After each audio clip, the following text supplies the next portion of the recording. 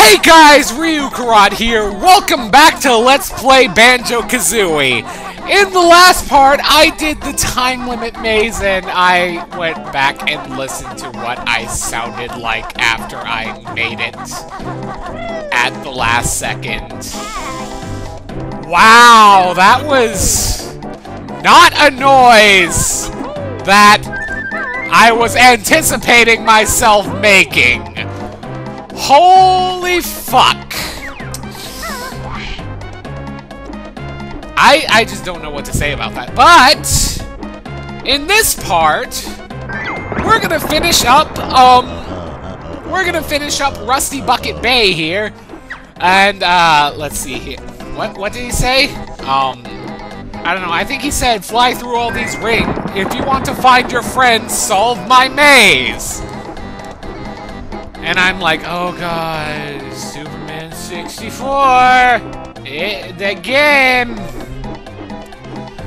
Funny story, actually, regarding Superman 64. I actually thought about doing a drunk Let's Play of it. But then I was like, no.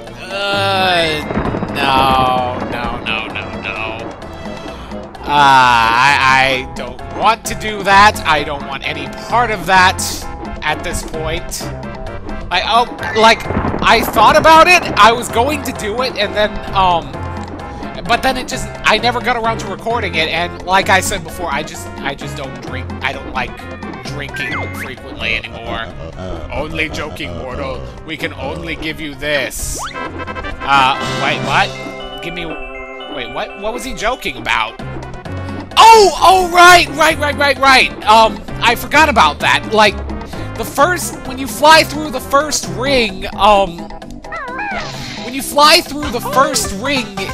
he tells you, fly through all the rings and you can beat the witch. But then he's like, only joking. But you can have this, though. So let's see here. If I'm not mistaken, the last of the notes in this level are just around this corner. Yeah, here we go. Like, there's 4 here, and I'm pretty sure there's gonna be 4 in line over here. Oh, crap. No. Alright, so with that, we are officially done with Rusty Bucket Bay. You found all 100 notes on this world! Well done! And you know, it only took so many close calls in this world to do it. Like, how many close calls did we have in this world? Like, there were multiple times where my health dropped down to 1. I think I almost drowned. And then there was the whole maze thing where I apparently had an orgasm. Well, I apparently figured out how to have a female orgasm. Because that lasted way too long to be a male orgasm. Let's be real here! Let's... I know that... Yeah, the coffin opens up with the witch switch in Gobi's Valley, he says. Rusty Bucket Bay, and you... Oh god, I'm out of gold feathers! God damn it. So, one thing I gotta say is, today, the final Smash DLC release, like the Corrin and, the pack that contains Corrin and Bayonetta and a bunch of Mii costumes, but I don't personally care about the Mii costumes, if I'm gonna be completely honest. I don't really like Miis, I think they're dumb. But,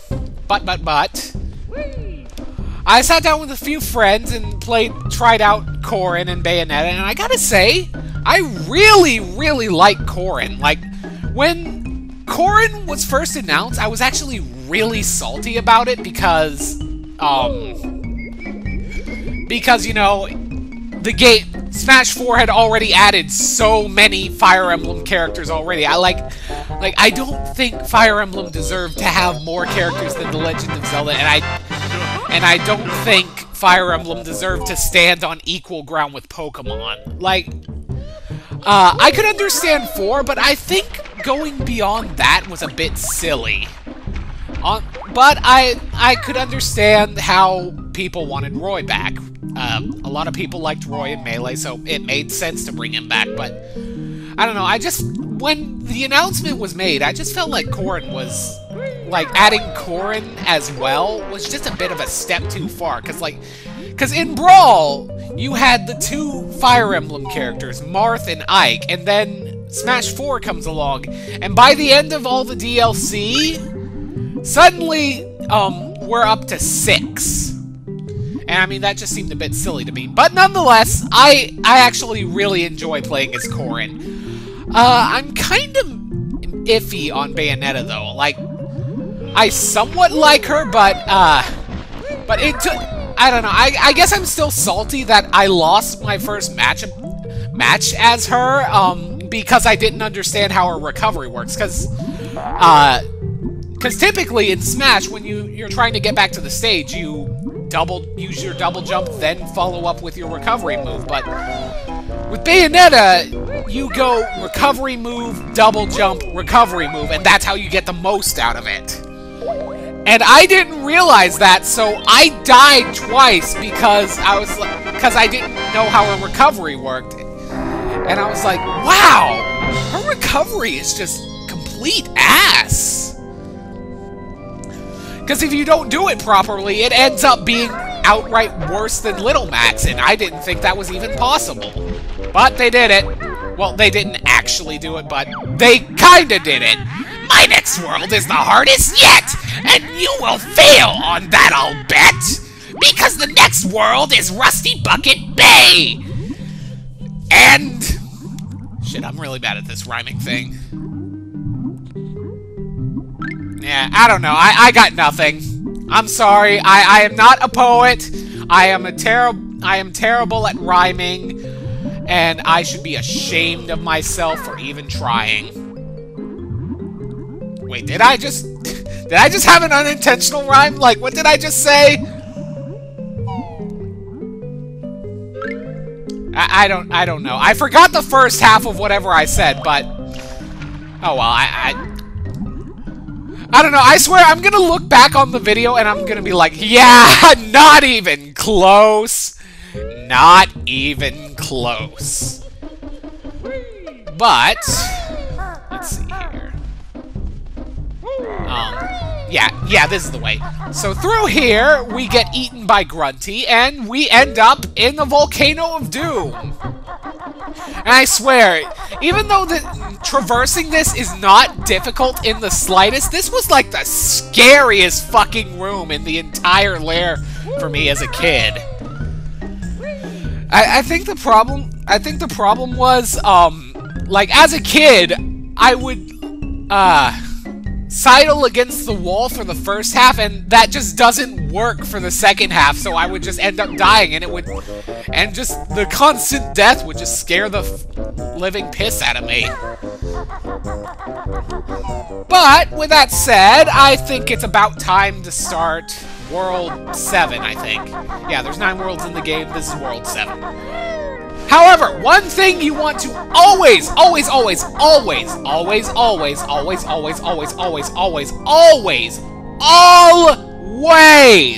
make sure you do before you go into Rusty Bucket Bay here, you want to go into first-person view. Thank you, Banjo.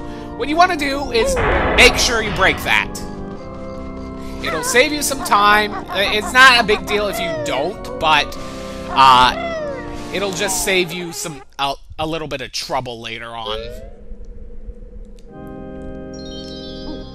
Alright, so here we are. This is... I gotta say, I think this would probably be my favorite level in the game, to be completely honest. Which is why I'm still being a dick to it and calling it Rusty Bucket Bay. Huh. I don't think I've ever seen that before, actually. Like, the thought just crossed my mind. Hey, what does this thing look like? And honestly, I don't think I've ever seen that before in my life. I think that's the first time I've actually looked at that thing. But this house is kind of odd. Like, oh, hi there. These two guests are rather dumb. Let's make sure they're unwelcome. So the thing about this is that the floorboards are very creaky. Who woke Napper while he's sleeping? I can hear someone down there creeping! Wow, that was like the creepiest delivery, ever. I guess he's right. I really was creeping because, like, I do his voice and I'm like, I can hear you down there. You're not gonna give me a good scare. If you want this Jiggy now, you're gonna have to shut up, you cow.